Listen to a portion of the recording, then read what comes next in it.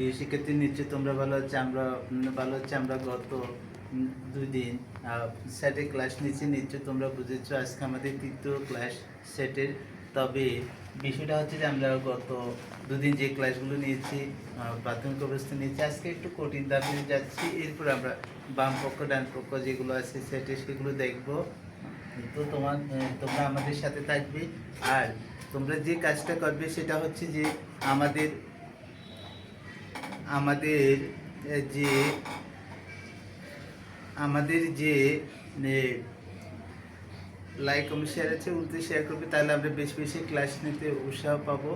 তাহলে দেখতে থাকো আজকে আমাদের প্রশ্নটা কি দেওয়া আছে। আজকে আমাদের প্রশ্ন দেওয়া আছে ইউনিয়ন মান এ মান এবং বি এর মান, এরপর আছে এ ইন্টারজেকশন বি প্রাইম বা পূরক চিহ্ন এর মান নির্ণয় করো। তাহলে আমরা প্রথম দেওয়া আছে লিখব। দেওয়া আছে ইউনিয়ন 1 2 3 4 5 6 7 এ 1 2 5 7 বি। তোমরা কি বুঝতেছো না? কারো শব্দ নেই। বির মান হচ্ছে কত আমাদের 2 3 এ রিজেকশন বি প্রাইম। এই যে আমাদের এতটুকু প্রশ্ন। তাহলে আমরা এখানে প্রশ্নের মানগুলো বসাবো।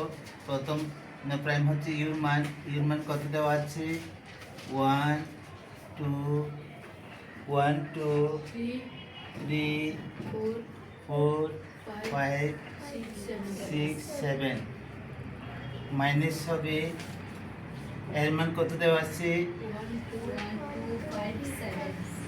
1 2 5 7। এরপর ইন্টারসেকশন বি এর মান কি দেওয়া আছে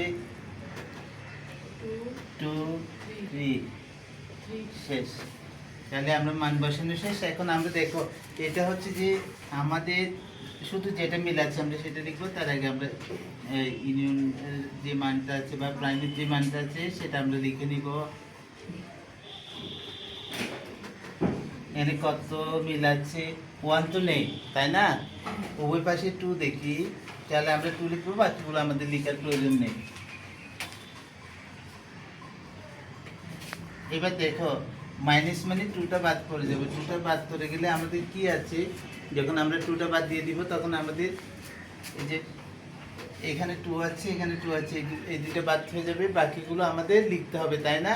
আর কোনো সংখ্যা নেই সেজন্য 1 3 4 5 6 7 এটাই আমাদের আনসার হবে। এই শিক্ষার্থী, নিশ্চয় তোমরা বুঝছো আমাদের যে ক্লাসটা। আর যদি না বুঝে থাকো তাহলে আমাদের ফুলের চিহ্ন দিয়ে জানাবে কমেন্ট বক্সে।